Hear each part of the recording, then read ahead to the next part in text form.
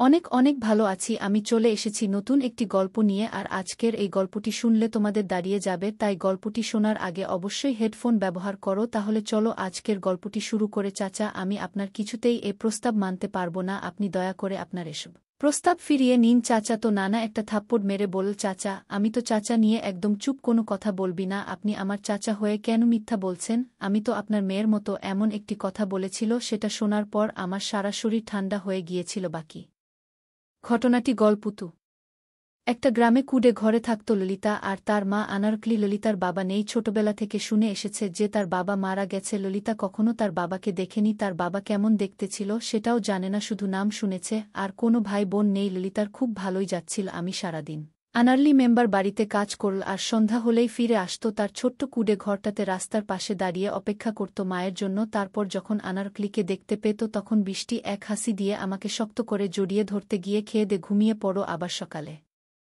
আনারকলি উঠে রান্নাবান্না শেষ করে মেয়ের জন্য খাবার রেডি করে চলে যেত। পড়াশোনায় খুব ভালো ছিল, কারণ তারা খুব ইচ্ছে মায়ের স্বপ্ন পূরণ করা। এবার এসএসসি পরীক্ষা দেবে ললিতা, কিন্তু এর মধ্যেই মা চলে গেল। এখন কোথায় থাকবে, কি করবে, আরও কি পড়াশোনা করতে পারবে ললিতা? ললিতা এখানে উপস্থিত রয়েছে বাড়ির উঠানে, ঠান্ডা মাটির উপর শুধু একটা পাতলা চাদর বিছিয়ে রেখেছে। আনারকলিকে মাথার কাছে গিয়ে, কাছে আবার পায়ের কাছে গিয়ে তা গ্রহণ করার জন্য মালিশ করছে। এমন অবস্থা দেখে মধ্যবয়স্ক নারী তার পাশে গিয়ে বসল। স্নেহের হাত ললিতার মাথায় রেখে বলল, কান্দিস না, নিজেকে শান্ত করে, তোর মায়ের আর ও অশান্তি হইব। আর কান্দিস না, মায়ের জন্য দুই হাত তুলে দোয়া কর যাতে সে পরপারে ভালো থাকার। কথা শুনে মাথা তুলে চাইল, যেন কান্না বেড়ে গেল তার গলা ছেড়ে। কাঁদতে কাঁদতে লাগল, ওগো আমার আপন বলতে আর কেউ থাকলো না পৃথিবীতে। আমি এখন কার কাছে যাব? কষ্ট পেলে কার কাছে বলবো? কে আমাকে আদর করবে? কে আমাকে শাসন করবে? কার কোলে মাথা রেখে ঘুমাবো? আমার তো সবকিছু শেষ হয়ে গেল। চাচা চিন্তা করিস না ললিতা, আল্লাহ একটা ব্যবস্থা ঠিকই কইরা দিমু। এখান থাইকা বেশি দেরি করা যায় না, তারে মাটি দিয়া খেলা লাগবো না,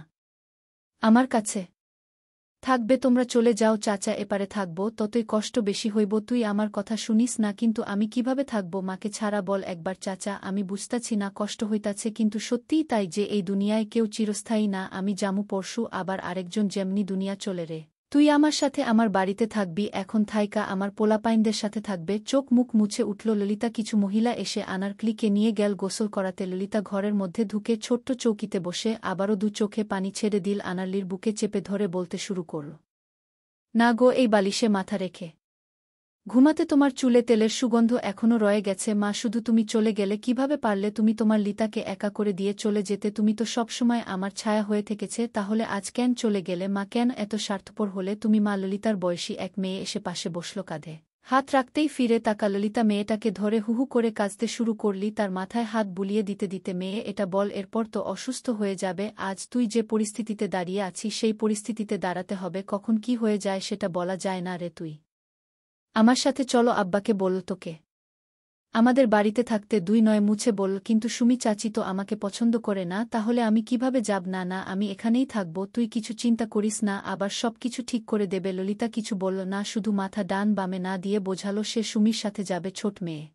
সুমি ছোটবেলা থেকেই একসাথে বড় হয়েছে, একই স্কুলে দুজন পড়াশোনা করে খুব ভালো সম্পর্ক দুজনের মধ্যে। সচরাচর কেউই বলতে পারে না যে এদের মধ্যে রক্তের কোনো সম্পর্ক নেই। রহমত আলী তাকে নিজের সন্তানের মতো স্নেহ করে, কিন্তু তার স্ত্রী রাবিয়া সে খুবই অপছন্দ করে লই তাকে সহযোগ্য করতে পারে না। এলাকাবাসীর সবাই মিলে মাটি দিয়ে দিল আনারকলিকে। মায়ের কবরের পাশে বসে প্রচণ্ড কান্না করেছে। লুঙ্গি তাকে ধরে বাড়িতে নিয়ে গেল। তাকে দেখেই সুমির মা চেঁচিয়ে উঠল। মায়ের এমন ব্যবহার দেখে সুমি বলল, এবার তো একটু মানুষ হওয়া। সেই ছোটবেলা থেকে দেখছি তুমি ললিতাকে সহ্য করতে পারো না, সবসময় মেয়েটার গালমন্দ করতেই থাকো। কেন বলতো? শায়লা তেড়ে এসে সুমিকে একটা চট বসিয়ে দিয়ে দাঁতে দাঁত চেপে বলল, তোর এত বড় সাহস কেমনে হইল রে? তুই জানোস না আমি কি কারণে ওয়েস সহ্য করতে পারি না? কারণ তোর বাবা আমাকে রেখে ললিতাকে দিয়ে তার পায়ের ব্যথা সারানোর জন্য ললিতাকে দিয়ে মালিশ করে। কেন আমি পারি না তার সেবা যত্ন করতে? ললিতাকে কেন শুধু শুধু কষ্ট দিবে? তাকে দিয়ে তেল মালিশ করে কেন? আমি পায়ে মালিশ করে দিলে ব্যথা কম না? তোর বাবা দিন দিন জেন কেমন হয়ে যাচ্ছে? তোর বাবার উদ্দেশ্যটা কি? বর্তমানে অতীত টেনে আনছো কেন? মা,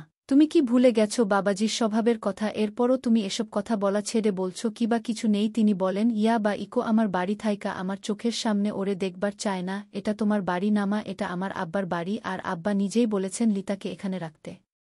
তোর বাপের মনে তো মেলা দয়া, খালি টেহা কামানো ক্ষমতা নাই, নিজের সংসার চলে না, আবার আইছে আরেকজন, এ নিয়ে যথেষ্ট ভালোভাবে চলে। মা, শুধু তোমার মুখে এমন কথা শুনে তুই কিন্তু মেলা কথা কইতাছস শুনি। এর মধ্যেই রহমত আলী চলে এল, তাকে দেখে শালা আরও দ্বিগুণ বেড়ে গেল। রহমত আলী এগিয়ে গেল তাদের দিকে, শায়লার দিকে তাকিয়ে শান্তভাবে বলল, এত চান্স, আর সবেমাত্র মা মইরা গেছে, সারাদিন কিছু খায় নাই, কানছে, এখন কি ওর মন মেজাজ ভালো আছে? কও তুমি, এখন ওর আপন বলতে আমরা ছাড়া আর কেউ নাই, বুঝলা কেন তুমি? আমগো পোলা মাইরা আছে, যেদিন আমরা মইরা জামু ঘুমায় আমি প্রথমে ওকে নিয়ে খুব হাসাহাসি করি, কিন্তু আমি দেখি ও সত্যিই ভয় পেয়েছে, কিছুতেই একা ঘুমাতে যাবে না। কিছু উপায় না পেয়ে আমি ওর সাথে শুতে গেলাম। আমার উদ্দেশ্য ছিল এই যে শিমুল ঘুমিয়ে পড়লে আমি নিজের বিছানায় ফিরে আসবে। অনেকক্ষণ হয়ে গেলে আমি ভাবলাম শিমুল ঘুমিয়ে পড়েছে, ওর বিছানা ছেড়ে নিজের বিছানায় চলে এলাম। কিছুক্ষণ পর শিমুল ঘুম থেকে উঠে বসে, আমি দৌড়ে নিজের বিছানা ছুঁড়ে ওর কাছে গেলাম। ও ভয়ে চিৎকার করছে। আমি শিমুলকে বললাম, কি হয়েছে তোর? শিমুল বলল, আপু তুমি আমাকে রেখে অন্য রুমে চলে গেলে কেন? আমি একা একা থাকতে ভয় পাই, তাছাড়া আমি ভূতকে বেশি ভয় পাই। কান্না করা শুরু করছে। আমি শিমুলকে সান্ত্বনা দিয়ে বললাম, লক্ষ্মী ভাই আমার, তুই আর কাঁদিস না, আমি কথা দিলাম কাল থেকে তুই আমার রুমে একসাথে ঘুমাবি। সত্যি বলছো আপু? কাল থেকে আমি তোমার রুমে ঘুমাবো? হ্যাঁ সত্যি বলছি। আমার ভাই একা একা রুমে ভয় পেয়ে কষ্ট পাবে, এটা আমি চাই না। আমি বুঝতে পারলাম ও ভীষণ ভয় পেয়ে আছে। আমি কোনো উপায় দেখলাম না, শিমুলের পাশে শুয়ে পড়লাম। শিমুল কিছুক্ষণ পরে রচিতা করে উঠল। আমি বললাম, কি হয়েছে শিমুল? শিমুল বলল, আপু আমি ভূতের স্বপ্ন দেখেছি। শিমুল তখন ভয় পেয়ে আমি বললাম, আমি তো তোর পাশে আছি। শিমুলকে আমি যতখানি বোকা ভেবেছিলাম, আসলে সে ততখানি বোকা না। এখন থেকে প্রতি রাতে শিমুল আমার রুমে ঘুমায়। একদিন রাতে শিমুল আমাকে এমন একটা কথা বলল, যা শোনার পর আমার দম বন্ধ হয়ে আসছিল। ও আমাকে বলল, আপু তুমি অনেক সুন্দর, আপু আমি তোমাকে বিয়ে করতে চাই।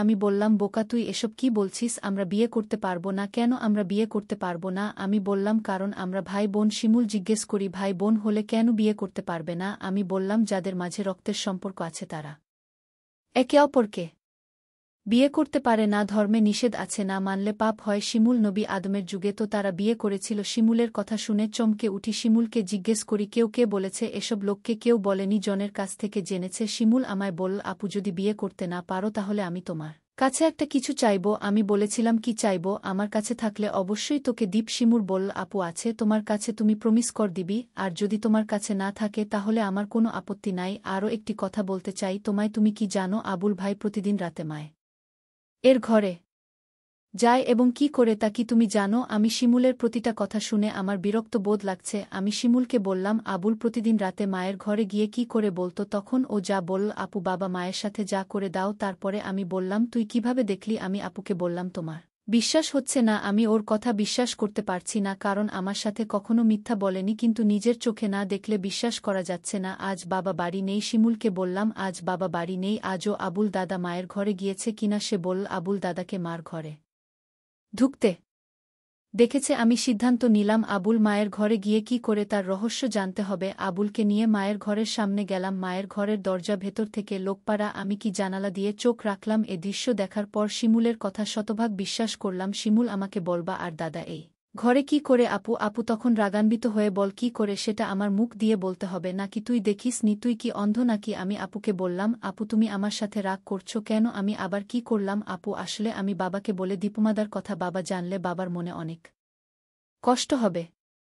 আমাদের সুন্দর পরিবারটা নষ্ট হয়ে যায়, আমাকে এই পরিবার বাঁচাতে হবে। আমি শিমুলকে ঘরে নিয়ে আসলাম। শিমুলকে বললাম, আমাদের পরিবার একটা সম্মানিত পরিবার, আমাদের ঘরের কথা বাহিরের মানুষ জানে, আমাদের সম্মান নষ্ট হয়ে যাবে। ঠিক আছে আপু, আমি বাবাকে কিছু বলবো না, শুধু তুমি যদি আমার একটা কথা রাখো, আমি আমার পরিবারকে বাঁচাতে। আমি শিমুলকে বললাম, তুই বল তোর মনের কথা, আমি রাখব। তখন আমায় জিজ্ঞেস করি, সবাই পারলে আমরা কেন পারবো না? কি করতে হবে সেটা বলবি তো? আমি বললাম, আপু তোমার কাছে একটা রাধার চাই, তুমি কি দিবে? আপু বল, রাতে আবার কি করবি? যা বলবি ঘুরিয়ে না বলে সোজা বলে ফেল। আমার ছোট ভাই তখন বল, আপু দাদা আর মজা করে আমরা তাই করব। শিমুল তোর কি মাথা ঠিক আছে? তুই কি বলছিস একবার ভেবে দেখেছিস? আমি আপুকে বললাম, তুমি আমার কথা রাখবে কি সেটা বল। আমি বললাম, নিয়ম নেই। শিমুল জানতে চায়নি ওমকারা বানায়। আমি বললাম, বড়রা শিমুল বাবা সবার বড়। শিমুল বাবাকে বলে নিয়ম বানাবে, শিমুলকে বাবার কাছে যাওয়া থেকে আটকাতে হবে, কিন্তু শিমুলকে কোনোভাবে বোঝানো যাচ্ছে না। আমি ভাবলাম শিমুল খুব বড় নয়, সবে ক্লাস 6ষ্ঠ শ্রেণীতে পড়ে, তাছাড়া ও বোকা, মানসম্মান বিষয়ে তার কোনো গান নেই।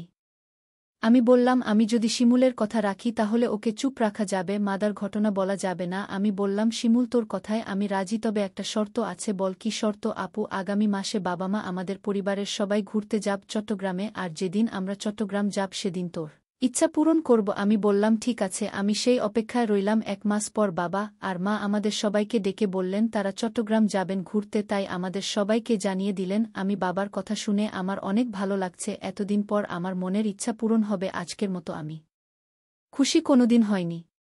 আমরা চট্টগ্রামের উদ্দেশ্য করে রওনা দিলাম। তারপর চট্টগ্রাম এর একটি হোটেলে গিয়ে আমাদের পরিবারের সবাইকে নিয়ে উঠলাম। শুধু 2টো রুম ভাড়া নিতে পারলেন বাবা আর মা, নিজেদের জন্য একটা রুম নিলেন আর আমাদের 3 ভাই বোনদের জন্য অন্য রুমটা দিলেন। আমরা সারাদিন চট্টগ্রামের দর্শনীয় স্থান ঘুরলাম। সন্ধ্যায় ক্লান্ত হয়ে হোটেলে ফিরলাম। ফ্রেশ হয়ে খাওয়া দাওয়া সেরে যে যার রুমে চলে গেলাম ঘুমানোর জন্য। যে ছিল একটাতে আমি শুলাম আর অন্যটাতে শিমুল আর আবুল দাদা। আমরা সবাই ক্লান্ত ছিলাম, তাই বিছানায় শুতে চোখে ঘুম চলে এলো। আবুল দাদা ঘুমিয়ে গেছে, আমারও ঘুম ধরেছে। এমন সময় শিমুল আমার কাছে চলে বলে, এল আমি কোথায় শোবো? আমার তো আবার ভূতের ভয় লাগে। আমি বললাম